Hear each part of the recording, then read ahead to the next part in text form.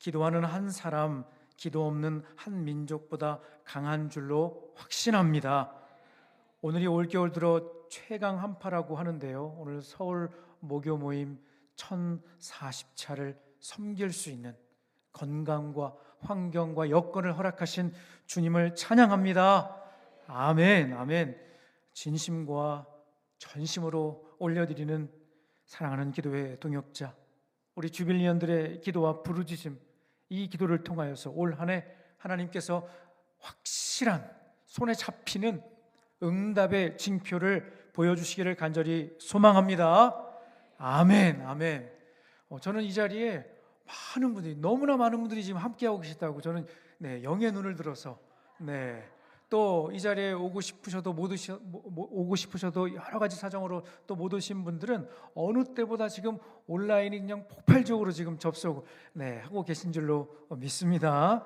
아멘. 요즘 전 세계적으로 K컬처의 영향력이 가면 갈수록 더 확산되고 있다는 것을 제가 느끼게 됩니다. 얼마 전 뉴스를 통해서 옥스퍼드 영어 사전에 새로운 단어가 업데이트 되었다는 소식을 보았습니다. 이 사전은 알고 계시는 것처럼 세계적으로 굉장히 권위 있는 사전 중에 하나로 꼽힙니다. 어떤 단어가 새로 올라왔는가 봤더니 한 7가지가 한국어 단어 7가지가 올라왔습니다. 제가 단어를 한번 읽어드려 볼게요. 어떤 단어인지 한번 맞춰보시겠습니까? 영어로 스펠링을 읽어드리겠습니다. TTEOK BOK KI 뭘까요? 맞습니다. 떡볶이입니다. 또 있습니다. DALGONA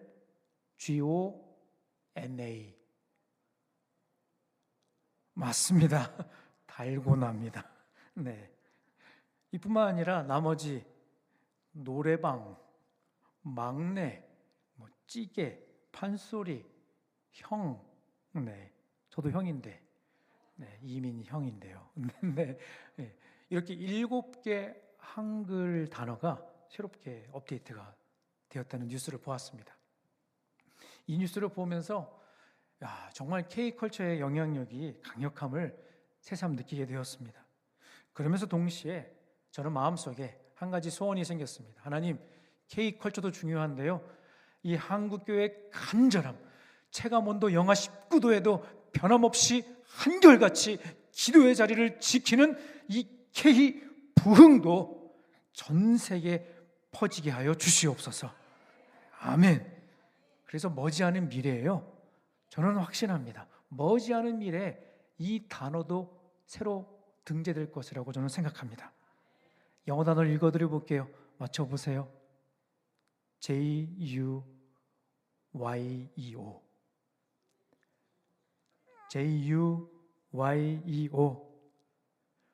JUYEO 맞습니다. 그냥 주여가 아니라요, 주여 주여 주여 주여 삼창. 이 단어, 그리고 특세, 그리고 통일, 구국 기도, 이런 단어도 언젠가 올라가서 K 부흥이 전 세계 교회에 전해지게 되기를 간절히 원합니다. 아멘, 아멘. 오늘 이 복된 저녁 끝까지 정말 끝까지 쓰임받는 영적 비결이라는 제목으로 본문의 말씀을 통해 우리에게 꼭 필요한 은혜를 주실 줄로 믿습니다. 오늘 함께 읽으신 본문의 말씀에는요, 우리가 잘 알고 있는 두 사람의 이름이 등장합니다. 바로 사울과 다윗입니다. 이 두 인물의 공통점 몇 가지가 있습니다. 첫 번째, 하나님의 선택과 부르심을 받았다는 것입니다. 하나님이 특별히 부르셨습니다.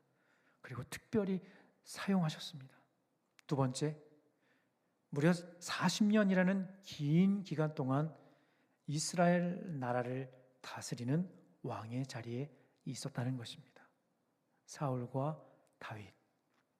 그런데 성경을 읽는 독자로 하여금 사울에 대해서는 오늘 본문의 말씀에 보면 사울에 대해서는 굉장히 부정적인 이미지를 느끼게 합니다.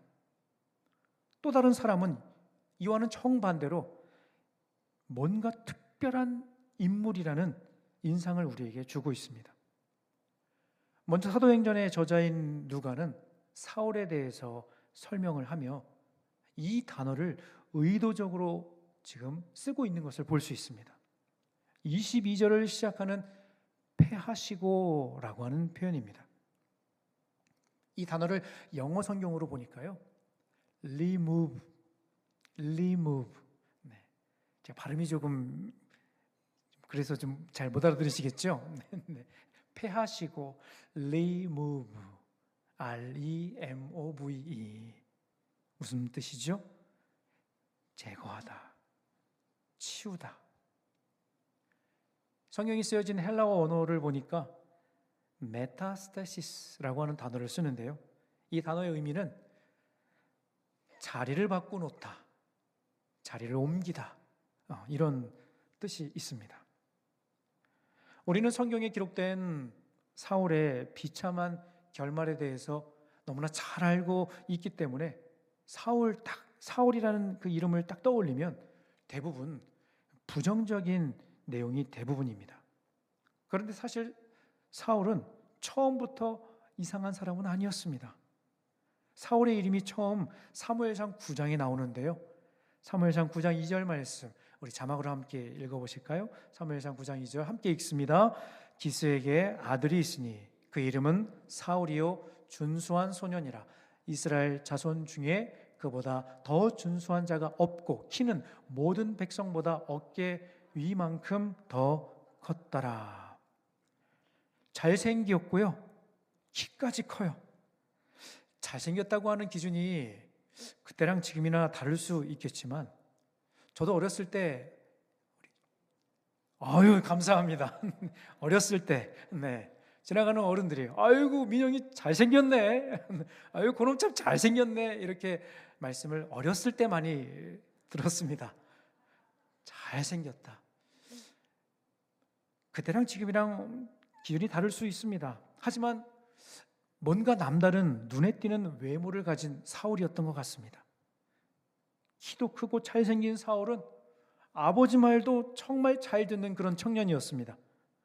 하루는 사울의 아버지가 잃어버린 암나귀를 찾아오라는 아버지의 말씀을 따라서 숲 땅이라는 곳에 가게 되었는데 거기에서 누구를 만났는가 하면 사무엘을 만났습니다. 사무엘을 만나 영문도 모른 채 그의 의지와는 상관없이 기름 부음을 받게 되었습니다. 그런데 성경에 보니까 이것은 그저 우연히 일어난 일이 아니라 하나님의 계획 가운데 이루어진 일임을 우리는 확인할 수 있습니다. 사무엘상 9장 15절, 16절 상반절 말씀 같이 한번 읽어보겠습니다.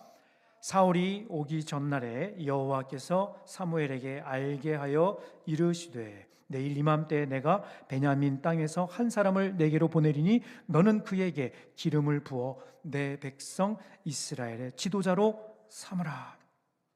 그 계획은 무엇인가 하면 바로 사울이라고 하는 사람을 이스라엘의 지도자로 세우는 특별한 프로젝트였던 것입니다.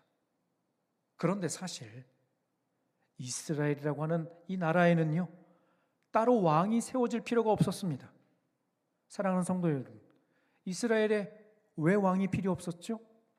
누가 왕이니까요? 하나님이 왕이니까요. 맞습니다. 하나님이 다스리시고 하나님이 통치하시는 나라 이스라엘, 인간의 보여지는 왕은 필요 없었습니다. 그런데 오늘 본문에도 기록된 것처럼 이스라엘 백성들이 왕을 달라고 마치 어린아이가 떼를 쓰는 것처럼 하나님께 요구하는 것이죠. 하나님은 그들의 요구를 허용하십니다. 사무엘은 사울을 만나 자초지정을 설명을 합니다. 그리고 하나님의 뜻을 전달합니다. 그런데 사울이 다음과 같이 반응을 합니다. 사무엘상 9장 21절 말씀입니다. 같이 읽겠습니다. 사울이 대답하여 함께 사무엘상 9장 21절 9장 21절 제가 읽어드리겠습니다.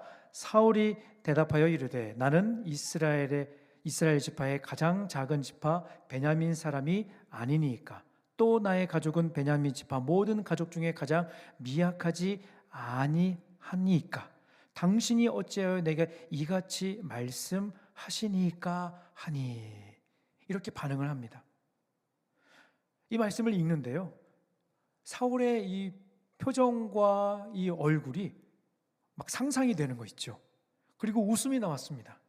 왜냐하면 키는 이렇게 크고 얼굴도 번듯하게 잘생긴 청년이 어머, 저는 이스라엘 지파 중에 가장 작은 미약한 베냐민 집, 아유 베냐민 가족 중에 가장 연약한, 저는. 이 본문을 읽는데요, 이 모습이 이렇게 그려지는 거예요. 제가 주일학교 사역자라서 그렇습니다. 이렇게 설교를 하면요, 아이들이요 잘 기억하더라고요. 네. 사울이 지금 이렇게 반응을 하는 것입니다. 제가 조금 과장해서 표현을 했지만 잠시 후에 보이는 또 다른 행동에서 충분히 이런 모습을 떠올려 볼 수 있었다는 것입니다. 이런 반응을 통해 사울의 순수하고 겸손한 태도를 발견하게 됩니다. 처음 사울은 겸손했습니다. 키도 크고 잘생기고 겸손하기까지 당시 교회 오빠의 샘플이라고 할 수 있을 것 같습니다. 어쨌든 하나님께서 선택하셨고 이미 사울에게 기름을 부었기 때문에 이스라엘 백성들로 하여금 이 사람이 정말 하나님이 세우신 왕이 맞는가를 확인하기 위해서 한 가지 과정을 거치게 되죠. 바로 제비뽑기를 하게 됩니다. 하나님께서 사울 그를 기름 부으시고 왕으로 결정해 주셨기 때문에 당연히 제비뽑기의 결과도 사울이 되겠죠. 제비 뽑는 이 과정이 진행되는 가운데 또 재미있는 일이 일어납니다. 큰 부류에서부터 시작해서 12지파 중에 베냐민 지파가 뽑혔고, 그 다음으로 가족별로 뽑기를 해서 마드리의 가족이 뽑혔고, 마지막으로 기스의 아들 사울, 기스의 아들 사울, 기스의 아들 사울, 사울 어디 갔니? 사울 어디 갔니? 사울이 이렇게 제비가 뽑혔는데 아무리 찾아봐도 그 자리에 사울이 안 보이는 것입니다. 순간 그곳의 분위기가 서늘했을 것 같습니다. 그리고 여기저기서 사람들이 웅성웅성 했을 것 같습니다. 아니, 하나님이 사울에게 기름을 부으셨다면서 진짜 왕으로 뽑힌 거 맞는가? 그런데 여러분, 더 재미있는 표현이 성경에 기록되어 있습니다. 사람들이 하나님께 물어봅니다. 하나님, 사울이 어디 갔나요? 여호와께 물어봅니다. 사울이 여기 온 거 맞나요? 그랬더니 하나님께서 대답하십니다. 그가 짐 보따리들 사이에 숨었느니라. 사랑하는 성도 여러분, 어렸을 때 숨바꼭질을 해보셨나요? 술래가 열을 셉니다. 그리고 꼭꼭 숨어라, 머리카락 보일라, 됐니? 잠깐만, 됐니? 잠깐만. 네. 잠시 후 아무 소리가 들리지 않으면 술래가 열심히 친구를 찾습니다. 이 게임을 할 때 꼭 그런 아이들이 있습니다. 먼저 술래한테 걸려서 억울해서 그런지 다른 친구의 숨어있는 위치를 알려주는 겁니다. 민영이 저기 뒤에 있어. 저기 뒤에 있어. 마치 숨어있는 친구의 위치를 알려주는 것처럼 하나님께서 사울, 저 짐보따리 사이를 숨었네. 아유, 사울 저 짐보따리들 사이에 숨었네. 네, 이렇게 하나님이 말씀하시는 거죠. 앞에서도 말씀드린 것처럼 그의 신체 구조상 숨어있고 싶어도 딱 티가 났을 것 같습니다. 그렇지 않습니까? 아무튼 해프닝 같은 이 일을 끝으로 그는 이스라엘을 다스리는 왕으로 공식 임명을 받게 됩니다. 그리고 왕이 된 이후에 첫 번째 암몬과의 전쟁을 하게 됩니다. 그리고 그 전투에서 큰 승리를 합니다. 이 전쟁에서 승리한 것을 계기로 사울의 인기가 막 올라갑니다. 그렇지 않겠습니까? 야, 역시 뭔가 다른 사람이구나, 이렇게 생각이 됐을 것 같습니다. 그런데 불과 얼마 후 이번에는 블레셋과의 전투를 앞두고 사무엘이 길갈에서 번제를 드리기로 했는데 아무리 기다려도 약속한 일정에 사무엘이 도착하지 않는 것입니다. 안 그래도 지금 조금 있으면 전쟁을 치러야 되는 초긴장 상태인데 사무엘의 도착이 늦어지자 그곳에 있었던 사람들도 불안해하면서 하나둘 흩어지기 시작했던 것입니다. 이 광경을 지켜본 사울은 당장 어떤 것이라도 해야 된다는 그런 압박감이 있었던 것 같습니다. 그런데 여기서 큰 실수를 하죠. 자신이 제사장이 아닌데도 임의로 번제를 드린 것입니다. 너무나 안타까운 것이 조금만 더 기다리면 됐는데 때마침 사무엘이 도착을 하였고요. 말도 안 되는 상황이 지금 눈앞에 펼쳐진 것을 사무엘이 보고 사울에게 묻는 것입니다. 왕이시여, 지금 무슨 일을 하신 것입니까? 지금 무슨 일을 하신 겁니까? 그러자 사울은 변명 아닌 변명을 늘어놓습니다. 사무엘상 13장 11절에서 12절 말씀입니다. 같이 한번 읽어보실까요? 같이 읽겠습니다. 사무엘이 이르되 왕이 행하신 것이 무엇이냐 하니 사울이 이르되 백성은 내게서 흩어지고 당신은 정한 날 안에 오지 아니하고 블레셋 사람은 믹마스에 모였음을 내가 보았으므로 이에 내가 이르기를 블레셋 사람들이 나를 치러 길갈로 내려오겠거늘 내가 여호와께 은혜를 간구하지 못하였다 하고 부득이하게 번제를 드렸나이다 하니라. 뭐가 문제였던 것일까요? 진짜 번제를 드린 그 행위 자체가 잘못된 것일까요? 아니, 이런 질문을 할 수도 있을 것 같습니다.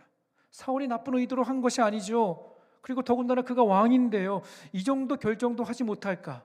이런 의문을 가질 수도 있습니다. 충분히 그렇게 생각할 수 있습니다. 하지만 문제의 핵심은 거기에 있었던 것이 아니었습니다. 문제의 핵심은 바로 사울이 하나님의 명령을 지키지 않은 것에 있었던 것입니다. 12절 후반부에 보면 참으로 인간적인 표현이 한 가지가 나옵니다. 어떤 표현이죠? 제가 강조해서 읽어드렸습니다. 부득이하여 라고 하는 표현입니다. 우리도 자주 쓰는 표현이죠. 부득이하여. 솔직히 이것은 자신의 잘못을 감추기 위한 사울의 핑계인 것입니다. 그리고 사울의 가장 큰 실수가 무엇인가 하면 하나님의 말씀을 가볍게 여기고 순종하지 않은 것에 있었습니다. 처음 겸손했던 그 모습은 다 어디로 가고 이제 조금 잘 나간다고 하나님께 묻지도 않고 자기 마음대로 모든 결정을 내려버린 것이죠. 사무엘 선지자는 부득이했다고 핑계대는 사울을 향해 지금 사울의 본심과 그의 현재 상태를 직설적으로 표현하는 다음과 같은 말씀을 합니다. 사무엘하 15장 23절 26절 우리 두 절의 말씀 이어서 읽겠습니다. 왕이 여호와의 말씀을 버렸으므로 여호와께서도 왕을 버려 왕이 되지 못하게 하셨나이다 하니. 15장 26절 왕이 여호와의 말씀을 버렸으므로 여호와께서 왕을 버려 이스라엘 왕이 되지 못하게 하셨음이니이다 하고, 선지자 사무엘은 지금 두 번이나 반복하여서 지금 사울의 마음이 어떤지를, 그의 상태가 어떤지를 지금 정확하게 지적하고 있는 것입니다. 그 잘못은 무엇일까? 여호와의 말씀을 버렸다는 것입니다. 두 번이나 강조하면서 이 사실을 사울에게 전달하고 있습니다. 그리고 이것은 단지 사무엘의 생각이 아니었습니다. 그의 개인적인 의견이 아니었습니다. 이제서야 하나님께서는 이 상황에 대한 안타까운 마음을 다음과 같이 말씀하고 계십니다. 사무엘하 15장 11절 하반절 말씀입니다. 내가 사울을 왕으로 세운 것을 후회하노니 그가 돌이켜서 나를 따르지 아니하며 내 명령을 행하지 아니하였음이니이다. 하나님은 그를 택하셨습니다. 그리고 기름을 부으셨습니다. 이렇게 말씀하시는 하나님의 마음을 우리가 한번 묵상해 보았으면 좋겠습니다. 얼마나 안타까우셨으면, 얼마나 그의 마음이 찢어지는 그 간절한 마음이 있으셨으면, 특별히 부르셔서 세우신 왕이었는데 내가 사울을 왕으로 세운 것을 후회한다, 이렇게 말씀을 하시는 것일까요? 이 구절을 읽으면서 저는 또 한 사람이 떠올려졌습니다. 바로 가룟 유다입니다. 은삼십에 그의 스승을 팔아넘기고 물질의 욕심에 마음을 다 빼앗겨서 그렇게 귀한 제자의 자리에서 박탈되는 안타까운 모습 말입니다. 예수님께서 가룟 유다에게 하신 말씀도 기억이 납니다. 이렇게 말씀하셨습니다. 그 사람은 차라리 태어나지 아니하였더라면 제게 좋을 뻔하였느니라. 하나님의 말씀과 뜻이 아닌 자신의 생각과 욕망에 사로잡혀 갈 때까지 간 그의 결과가 무엇인지를 우리는 사울과 가룟 유다를 통해 확인할 수 있습니다. 사랑하는 여러분, 하나님의 말씀을 떠난 사울의 비참한 최후가 어떠한지를 우리는 알고 있습니다. 그런 전쟁터에서 치명상을 입고 스스로 목숨을 끊게 됩니다. 참으로 이상한 공통점은 가룟 유다도 같은 길을 갔다는 것입니다. 이스라엘의 첫 번째 왕이었던 사울의 인생, 사자성어로 표현한다면 용두삼이라고 할 수 있을 것 같습니다. 자, 그런가 하면 이제 사울을 패하시고 그의 뒤를 이어 다윗을 이스라엘의 두 번째 왕으로 세우십니다. 그가 왕으로 임명받기까지 이런 과정이 있었습니다. 특별한 과정이 있었죠. 사무엘상 16장에 보면 사무엘 선지자가 다윗의 아버지 이새의 집에 찾아오는 내용이 기록되어 있습니다. 그런데 사무엘이 처음부터 다윗을 보러 온 것은 아니었습니다. 사울에 이어서 이스라엘의 왕이 될 사람에게 기름을 붓기 위해 사무엘 선지자는 이새의 집에 찾아간 것이죠. 첫째부터 일곱째까지 하나님께서 모두 다 아니라고 말씀하셨습니다. 이 과정도 참 재밌습니다. 표현이 좀 그렇지만 마치 오디션을 보는 것처럼, 자, 첫째 엘리압, 저 첫째 아들입니다.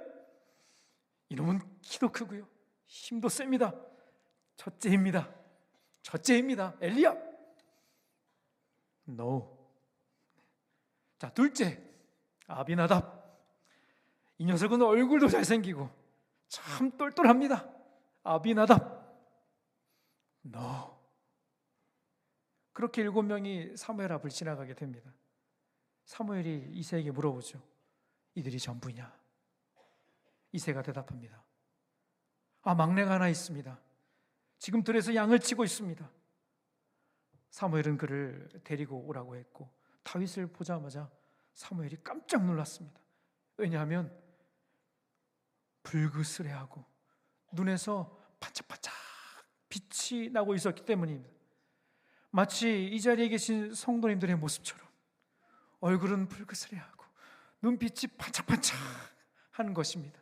우리 옆에 계신 성도님께 이렇게 한번 인사하겠습니다. 얼굴이 빛이 나십니다.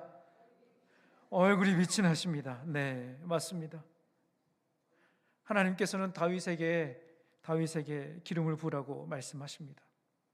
그릇 한낱 들에서 양을 치던 목동에 불과했지만 이제 앞으로 한 나라를 다스릴 왕으로 임명을 받게 된 것입니다.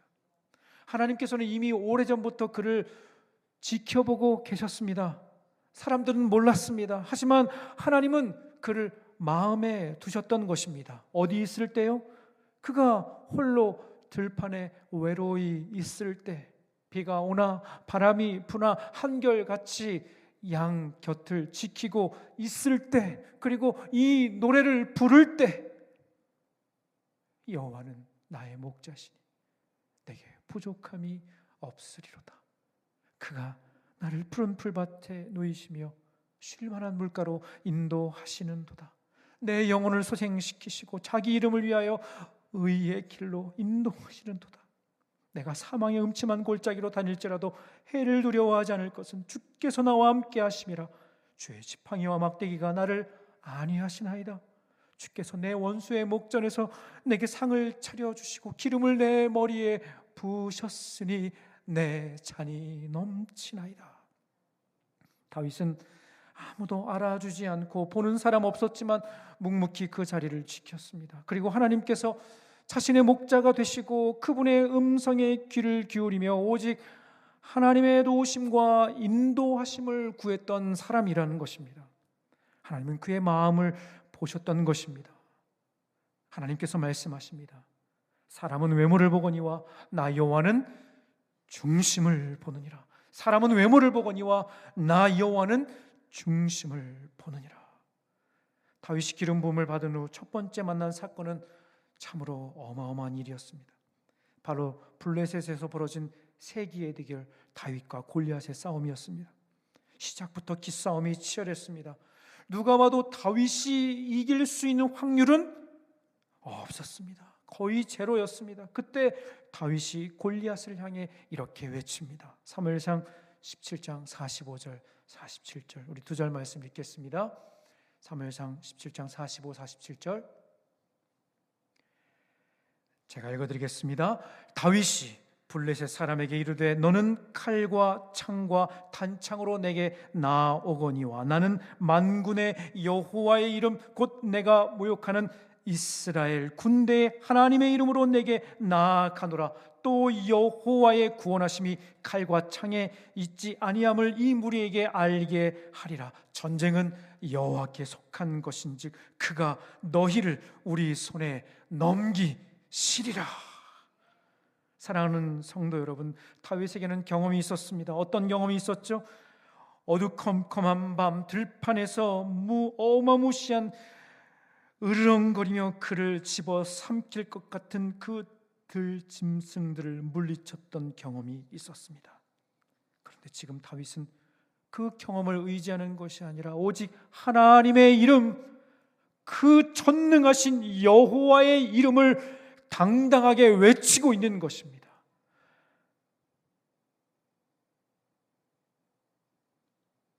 다윗이 하나님의 마음에 쏙 들게 된 그는 내 마음에 합한 사람이라 라고 말씀하신 결정적인 사건이 바로 저는 이 스토리라고 저는 생각합니다.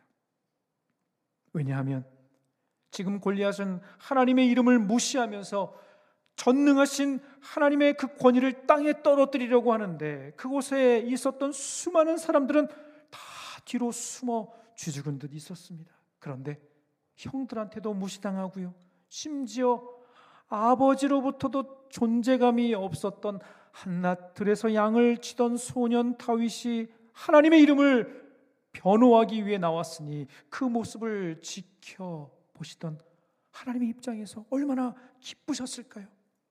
응원하지 않으셨을까요? 사랑하는 성도 여러분, 좋은 분위기, 모든 잘 되는 환경에서는 누구나 하나님의 이름을 찬양할 수 있습니다. 교회에서는 누구나 아멘 할렐루야 할 수 있습니다. 그러나 하나님의 이름이 무시당하는, 그리고 주님의 몸된 교회가 욕을 먹고 있는 세상 가운데 하나님을 예배한다는 것은 결코 쉬운 일이 아닐 것입니다. 작고 보잘것없는 작은 돌멩이, 하나님께서는 그것을 우리의 손에 들려주시고 그것을 사용하시는 줄로 믿습니다. 간절히 원합니다. 떡하니 버티고 있는, 우리를 위협하고 있는, 지금도 소망이라고는 단 1도 찾아볼 수 없는 세상이라고 말하며 우리를 향해 피아냥거리는 이 현실 가운데 오직 하나님의 이름을 의지하여 기도의 물맷돌, 믿음의 물맷돌을 던질 수 있는 우리 모두가 되기를 간절히 소망합니다.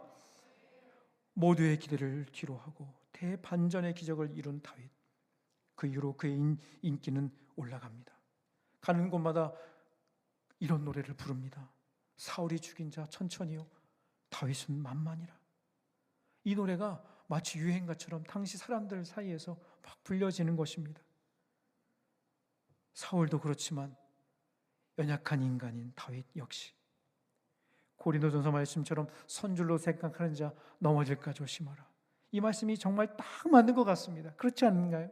네. 선줄로 생각하는 자 넘어질까 조심하라. 잘 나가던 다윗도 크게 넘어지는 사건을 경험하게 됩니다. 막장 드라마에나 등장할 만한 스토리가 성경에 기록된 것을 보며 깜짝 놀라지 않을 수 없는 것입니다. 다윗은 한 여인을 사랑했습니다. 그런데 그 여인에게는 남편이 있었습니다. 도저히 이루어질 수 없는, 아니 이루어져서는 안 되는 그런 사랑이었습니다. 이로 인해 다윗은 간음죄와 살인죄를 저지르게 됩니다. 하나님은 그에게 나단 선지자를 보내서 회개할 수 있는 기회를 주셨습니다. 이때 다윗은 어떻게 반응했죠? 시편 51편 10절에서 13절까지 말씀입니다. 하나님이여, 내 속에 정한 마음을 창조하시고 내 안에 정직한 영을 새롭게 하소서. 나를 주 앞에서 쫓아내지 마시며 주의 성령을 내게서 거두지 마소서. 주의 구원의 즐거움을 내게 회복시키시고 자원하는 심령을 주사 나를 붙드소서. 다윗은 눈물 콧물 쏟으며 마음을 다해서 하나님 앞에 엎드려 회개합니다. 사울처럼 부득이했다고, 어쩔 수 없는 상황이었다고 변명하거나 핑계대지 않았습니다. 그저 납작 엎드려 회복의 은혜를 구했습니다. 하나님은 자복하고 회개하는 다윗을 용서하셨습니다. 하지만 우리가 기억해야 될 한 가지 사실이 있습니다. 그것은 바로 우리 하나님은 공의의 하나님이신 줄로 믿습니다. 그렇기 때문에 그 죄에 대한 대가는 치러야 했던 것입니다. 밧세바로부터 낳은 아들이 죽게 된 것이죠. 그로 인해 다윗은 큰 충격 가운데 식음을 전폐합니다. 어찌 되었든 눈에 넣어도 아프지 않는 사랑하는 자녀의 죽음은 분명 다윗에게 새로운 결단을 하게 되는 계기가 되었습니다. 자신의 죄의 결과로 아들의 죽음을 눈앞에서 바라보며 조금 전에 읽어드렸던 시편 51편의 고백처럼 죄에 대한 탄식과 하나님을 향한 진실한 고백으로 나아갔습니다. 그리고 믿음의 주먹을 불끈 쥐는 마음으로 이렇게 결단했을 것 같습니다. 하나님, 제가 다시는 하나님의 마음을 아프게 하는 일을 하지 않겠습니다. 주의 성령으로 새롭게 하시고 정결하게 하셨사오니 하나님을 위해 살겠습니다. 하나님을 위해 살겠습니다. 하나님은 다윗을 놓지 않으셨고 그의 왕권도 버리지 않으셨습니다. 그의 말년에 조금 고생은 했지만 하나님은 여전히 그를 사용하셨습니다. 왜 그러셨을까요?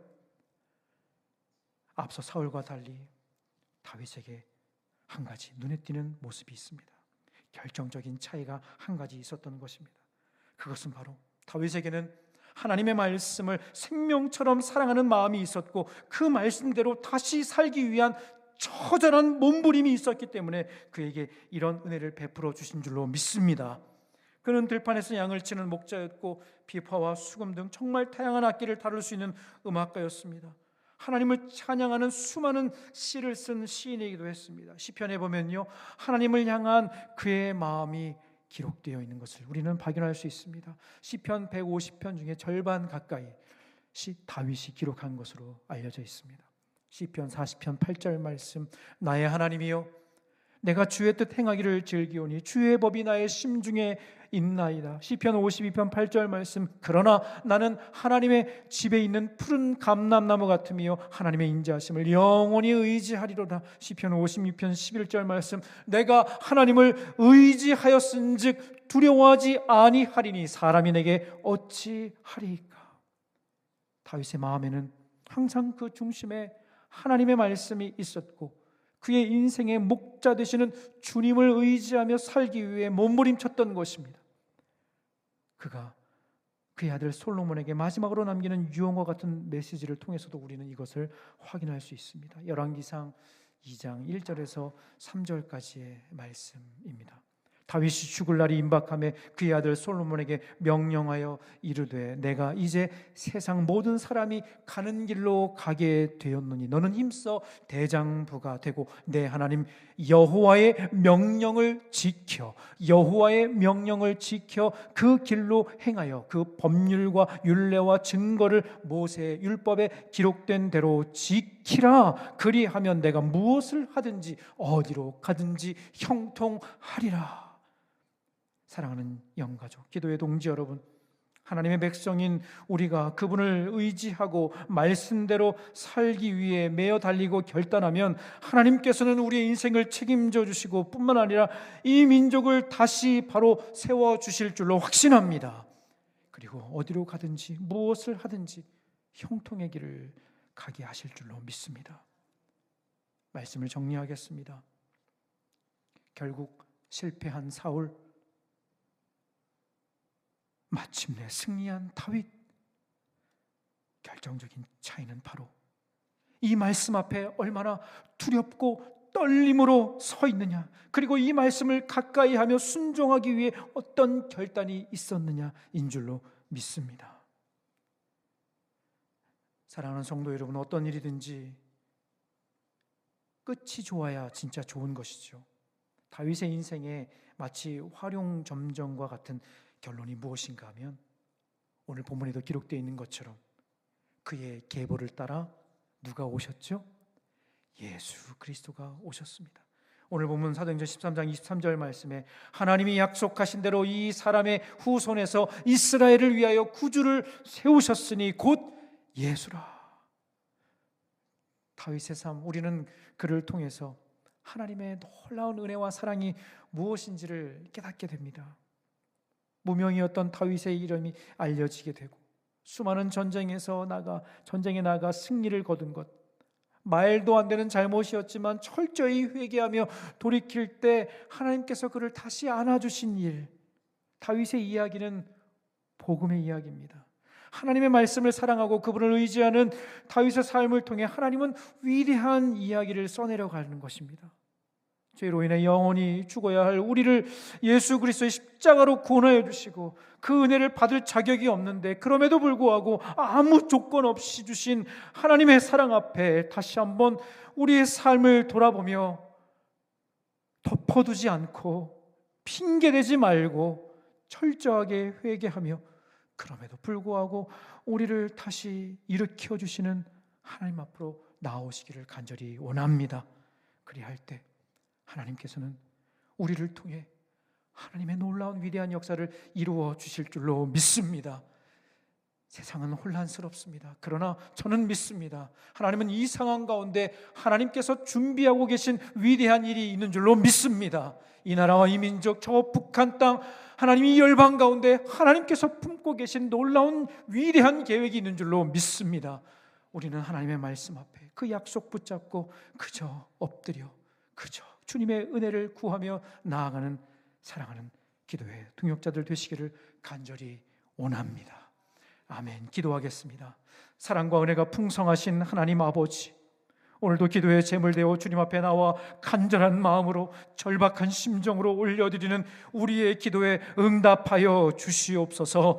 하나님, 그 말씀 앞에 두렵고 떨림으로 섭니다. 그 말씀을 우리 마음 가운데 새기며 주여 불쌍히 여겨 주옵소서. 우리의 죄를 용서하여 주옵소서. 아무 자격 없는 우리를 구원하신 하나님의 은혜를 찬송하며 그저 주님 앞에 납작 엎드려 하나님께서 이루실 놀라운 일들을 기대하는 우리 모두가 되게 하여 주시옵소서. 마침내 하나님의 때에 하나님의 방법으로 위대한 역사를 이루어 주실 줄로 확신합니다. 감사드리며 살아계신 예수님의 이름으로 간절히 기도드립니다. 아멘. 아멘.